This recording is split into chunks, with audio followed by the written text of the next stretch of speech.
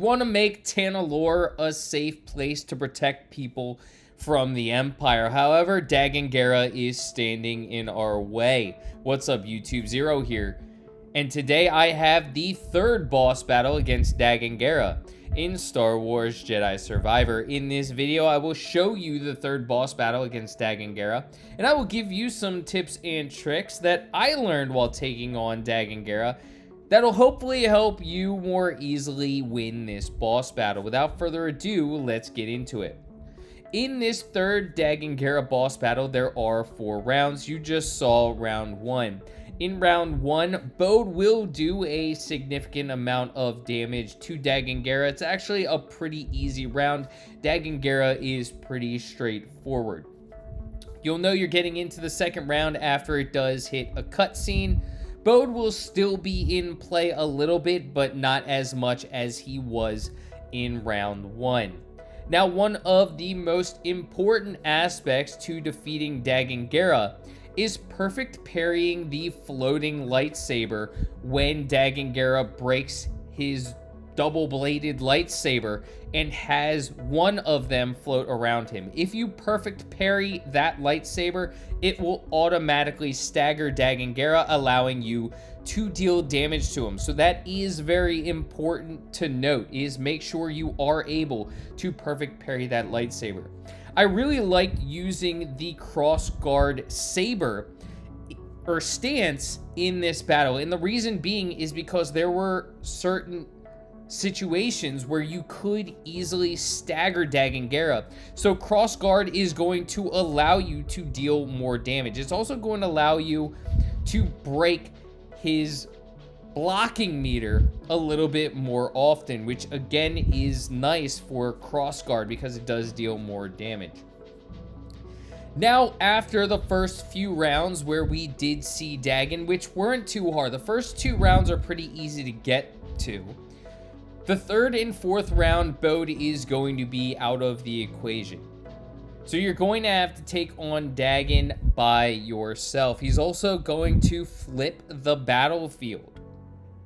Now, after the first 2 rounds, if you do get to the third and fourth round and you do die, you cannot get your XP and life force back until you get to the third and fourth round again. So if you die in the third and fourth round, you have to get through the first 2 rounds of the Dagan Gera battle to get your life force back. So just note that. In the third and fourth round, Dagan will call in clones. Now, the clones aren't extremely hard to defeat. It's another reason why I prefer crossguard, because you are easily able to go through those clones. Just block a couple of their attacks, you'll stagger them, and you'll be able to one-hit them away. Dagan will start to throw force at you, wind at you, whatever you want to call it, so make sure you dodge those. They're not too hard to dodge, just stay on the opposite side of the arena and you'll be able to dodge them. He does utilize the lightsaber twirl around his body, so again, make sure you are perfect parrying that so you can stagger him. He gets a little bit more aggressive in the third and fourth rounds. So again, make sure you're blocking at the right times.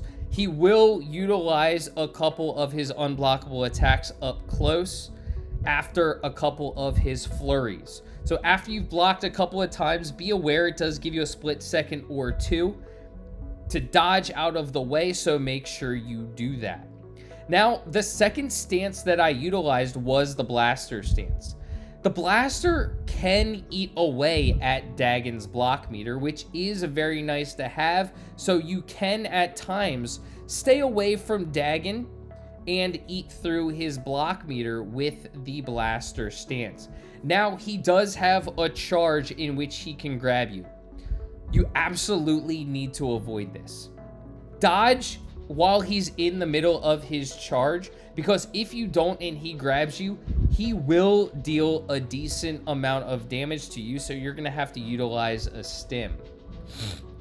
Now, when he's shooting these orbs at you, you can block them. However, he will also charge at you, so be aware that it's better to step to the side and avoid the orbs instead of blocking them, because he will charge at you in the same moment. Also, be aware of his unblockable attack, in which he pounds into the ground. There are going to be a few moments where, in order to dodge his attacks, you're going to have to jump up into the air and dodge that way. So just be aware of that. Now, when he calls in his clones, he will also attack you and throw force at you. That's something you're going to have to be aware. So try to eat through his clones as quickly as possible. If he does have his clones out and you haven't eaten through them, I would recommend being a little bit more aggressive in that circumstance. You can utilize either blaster or crossguard. You saw they're not too hard to go through, but Dagan will attack you while his clones are attacking you. So now you're facing 3 at once, and it's not going to be a pretty sight. Be aware, though, in this 3rd and 4th round, especially the 4th round, of Dagan's aggression.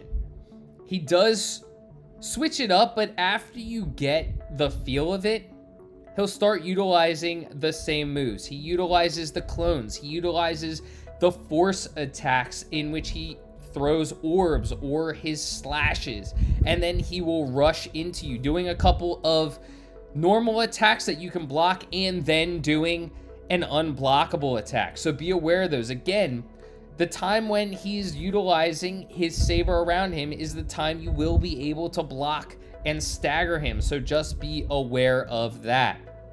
Now, we are coming down to the end of the video. We've almost completed the battle, but I hope you enjoyed this video. And if you did, feel free to give it a thumbs up and hit that subscribe button for more Star Wars Jedi Survivor content. I do a bunch of other RPGs, so feel free to check those out as well. Until next time, peace.